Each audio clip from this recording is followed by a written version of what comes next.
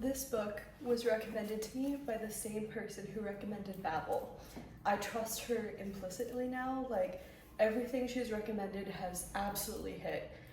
But this, Woman Eating, is an incredible story, and you might be surprised at the fact that it is not about cannibalism, it's actually about vampirism. The main character of this book is a woman who is half vampire and half human, but also half Asian. And so it's the description is a young mixed race vampire must find a way to balance her deep-seated desire to live among humans with her insensate hunger in this stunning debut novel from A Writer to Watch. The Writer to Watch is Claire Coda. She's an English writer and musician. She reviews books for publications including The Guardian and the Times Literary Supplement. This is her debut novel. The New York Times Book Review describes it as one of the most original vampire novels in ages. Delicious.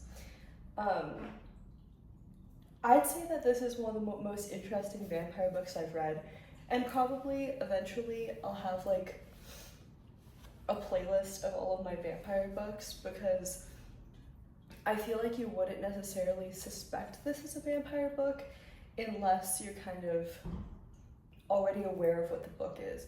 Because you go into it and it's like, it's just as much about being a woman, and especially a mixed race woman in society, than it is about being a vampire. Like, being a vampire is kind of an afterthought.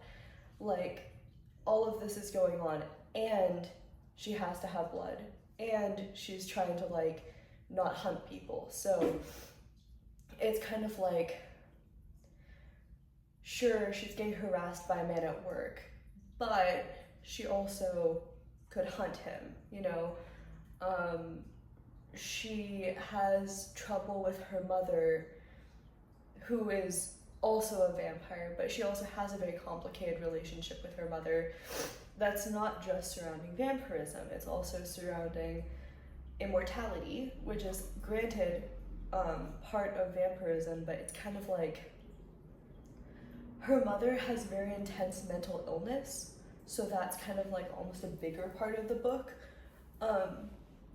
You know, where it's like her mother is currently institutionalized because she is kind of a danger to herself and others, and the girl, the main character of this book, is kind of like, I don't want to end up like her, I don't want to be around her that much, just all of that. So it's kind of like, it's complicated because we also can relate to having a complicated relationship with family, having potentially negative experiences at work, all of that. So it's like, it makes it very relatable, because I feel like usually in a vampire novel, they're doing kind of unrelatable things. Either it's written in a different century where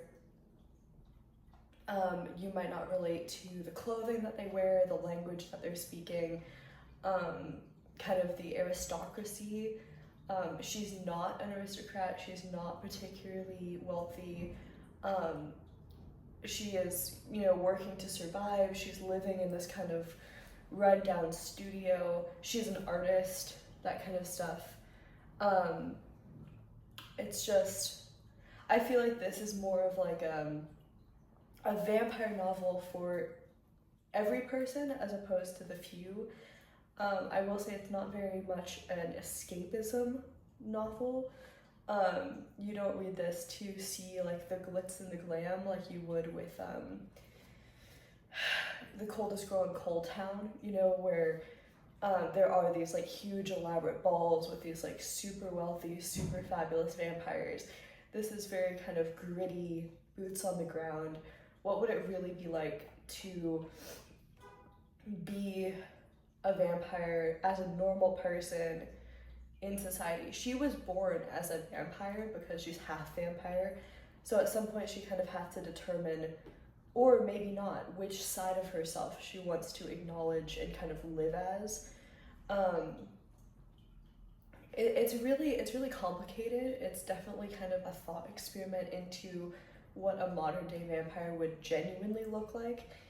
Um, I feel like it's kind of hard in a lot of ways. For example, the Anne Rice books I feel like are deliberately set in kind of an unrealistic. I mean, the vampire Lestat, sure, but he's also very wealthy and he's very talented and he becomes a rock musician very quickly.